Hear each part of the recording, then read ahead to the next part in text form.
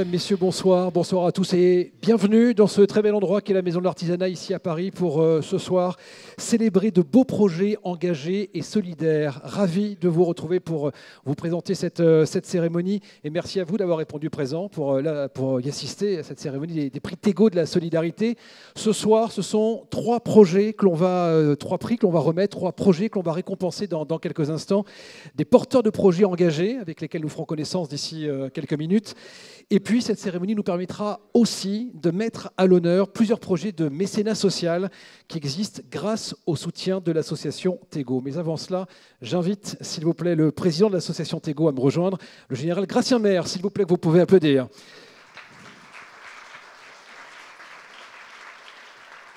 Bonsoir, Président. Bonsoir. Eh bien, écoutez, d'abord, permettez-moi de commencer par vous saluer tous, les unes et les autres, comme on dit maintenant, et vous remercier de votre présence parmi nous ce soir, qui témoigne d'abord de l'intérêt que vous portez aux actions menées par notre association et surtout qui nous conforte dans notre motivation à poursuivre et nous donne l'énergie à continuer et à poursuivre ces initiatives. Je voudrais saluer naturellement d'abord tous les représentants des différentes institutions ou leurs représentants qui sont venus ici ce soir. Je voudrais également saluer un peu, avec un petit temps d'avance, les lauréats ou futurs lauréats de ces trois prix. Remercier tous nos partenaires sur les actions de mécénat social que Stéphane vient d'évoquer. Le général Christophe de Saint-Chamas, gouverneur des Invalides et président du comité de la Flamme, le professeur Genet, que je vous présenterai tout à l'heure, qui dirige donc l'ISPC, l'Institut Santé Parasport Connecté. Messieurs, je vais commencer par Monsieur Coudreau, président de Partage et Vie, Monsieur Monneron, le directeur général, et puis Madame Isabelle Sora, donc secrétaire générale pour l'administration du ministère des Armées, qui nous rejoindra un peu plus tard. Je voudrais également saluer nos partenaires assureurs qui offrent des produits d'assurance adaptés aux besoins et aux spécificités de la communauté défense et sécurité, qui est important puisqu'ils nous soutiennent. Et enfin, nos partenaires du monde associatif qui partagent nos valeurs et que nous soutenons dans leurs actions respectives. Donc merci à tous de votre présence. Président, est-ce qu'avant de commencer cette cérémonie, est-ce que l'on peut rappeler les contours de l'association Tego et rappeler aussi ses missions, c'est important? Alors bien sûr, effectivement. D'abord, Tego, c'est une association, loi 1901, à but non lucratif, qui s'appuie sur un secrétariat général, une petite équipe que j'évoquerai tout à l'heure, et qui est dirigée par un conseil d'administration de 24 administrateurs bénévoles, et donc j'exerce la présidence. En fait, Tego marche sur deux jambes. La première jambe, Tego est une association souscriptrice. Alors, qu'est-ce que c'est qu'une association souscriptrice? J'aurais été incapable de vous le dire il y a encore quelques années avant de prendre la présidence, évidemment. Mais en fait, c'est une association qui signe avec des assureurs des contrats de groupe au bénéfice de ses adhérents pour couvrir le risque professionnel, évidemment, ses spécificités dans la communauté défense et sécurité. Donc l'association Tego ne porte pas le risque, elle ne gère pas les contrats, elle ne verse pas de capitaux. Tego, et c'est important je crois de clarifier cette situation parce que ce n'est pas toujours évident à comprendre, Tego n'est pas un assureur, Tego n'est pas une mutuelle d'assurance. Tego est une association. Ça c'est la première jambe. Première jambe historique, puisqu'en fait c'était le statut des deux associations fondatrices de Tego qui ont fusionné il y a quelques années. Le GMPA, que vous connaissez certainement, créé en 1949, et la GPM, créée en 1951. Voilà, donc c'était au départ ce statut d'association souscriptrice et la fusion de ces deux associations qui a donné Tego. La deuxième jambe, si j'ose dire, de Tego, c'est un opérateur social privé qui intervient en complément des actions menées par l'institution. Et ça, c'est important pour nous. Il ne s'agit pas de nous substituer à ce que font les institutions, les ministères, mais bien de venir en complément de l'action sociale, et puis naturellement, en complément également, mais ce n'est pas de l'action sociale, du rôle des assureurs qui exercent leur contrat. Et c'est un peu ce qui fait la spécificité de l'association Tego, c'est-à-dire que nous sommes au confluent du monde assurantiel et du monde associatif. Alors, quelques chiffres, et j'en terminerai là pour fixer un peu les idées. Donc, Tego, c'est 70 ans d'expérience, comme je l'ai dit, auprès de la communauté défense et sécurité. C'est environ 1 200 000 adhérents, ce qui est quand même... Alors, évidemment, tous ne sont pas des militaires ou des agents, des fonctionnaires d'active, ça se saurait. Mais c'est quand même une partie, évidemment, de notre population.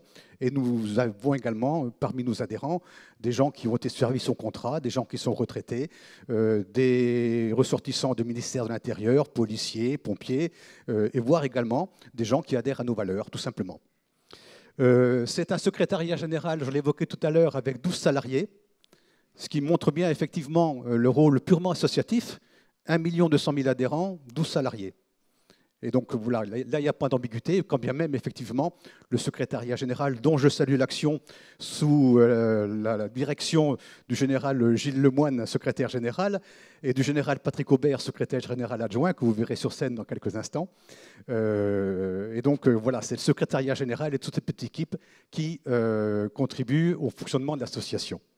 Et puis enfin, 8 assureurs partenaires qui vont apparaître sur l'écran, que vous connaissez, et qui montrent bien qu'effectivement, quand bien même, bien souvent, l'association est associée aux 2 assureurs majeurs que sont la GPM et Allianz, mais vous avez aussi Clésia, évidemment, qui est un assureur et un partenaire important, j'en parlerai tout à l'heure, et puis Malakoff Humanis, la Mutuelle d'assurance des armées, la ZAC, l'AMER et Préfonds.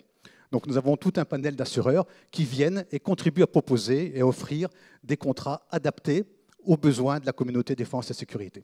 Président, est-ce que vous pouvez nous rappeler quels sont les différents champs d'action, mais cette fois-ci en matière d'action sociale sur lesquels l'association Tego est engagée?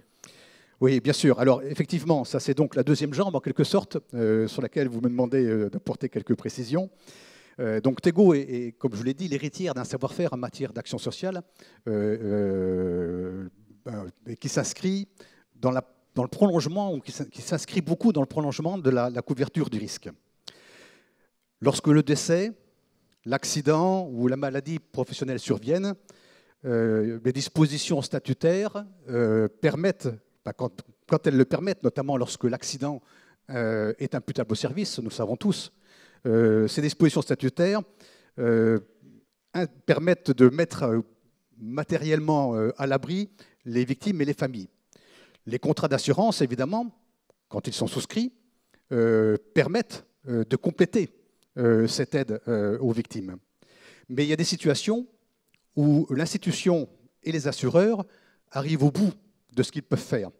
Et notamment, évidemment, quand l'accident intervient en dehors du service, et que donc la victime se retrouve, je dirais, dans une situation de droit commun.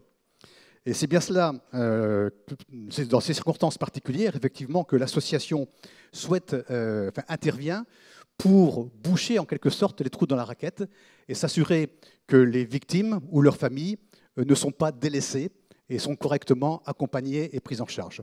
Autre caractéristique, quelquefois il arrive aussi que l'institution n'arrive pas à réagir rapidement. Et là aussi, l'association joue un rôle important puisque nous pouvons déclencher des secours en l'espace de... Alors on a une commission du Fonds social qui se réunit chaque mois, mais en l'espace de quelques heures, on l'a fait il y a encore quelques temps suite aux inondations, en l'espace de quelques heures, mettre en place des secours financiers rapidement, là où l'institution, ou quelquefois même les assureurs, ça nécessite effectivement des enquêtes pour déterminer, etc. Alors c'est du premier secours, mais au moins on est capable d'intervenir. Et donc, on est bien là pour revenir et éviter que nos adhérents se retrouvent dans des situations difficiles, voire dramatiques. Vous savez certainement comme moi, et moi ça m'a beaucoup frappé, si les chiffres sont exacts, que 30 à 40% des veuves de militaires vivent aujourd'hui en dessous du seuil de pauvreté.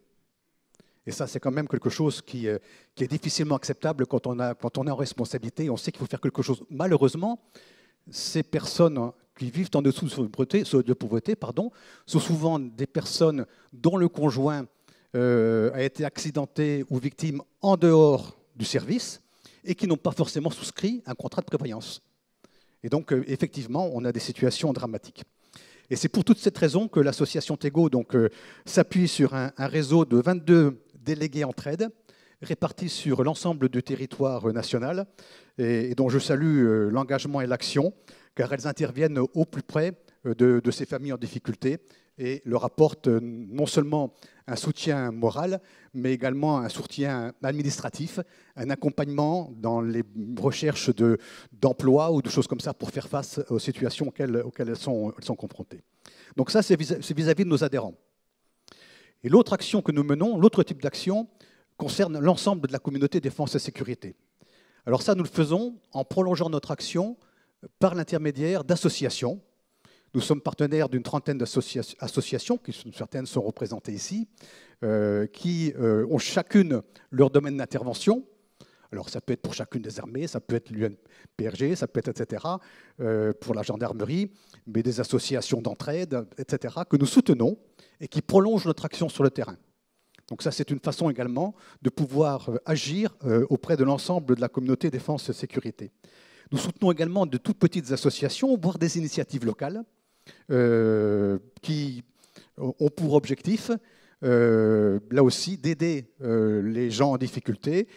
Pour en citer une, récemment, on a contribué à l'achat d'un voilier pour une association qui s'appelle La Voile pour se reconstruire et qui embarque sur mer des gens, voilà, des traumatismes ou autre chose, qu'elles soient physiques ou psychiques, et qui donc contribuent à leur éducation.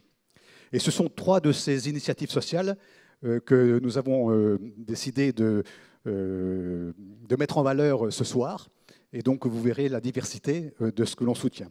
Et puis, dernier point, et je m'arrêterai là, Stéphane, l'association intervient également en soutien de projets d'envergure, de projets importants, au travers d'opérations de mécénat social, ce que nous avons évoqué.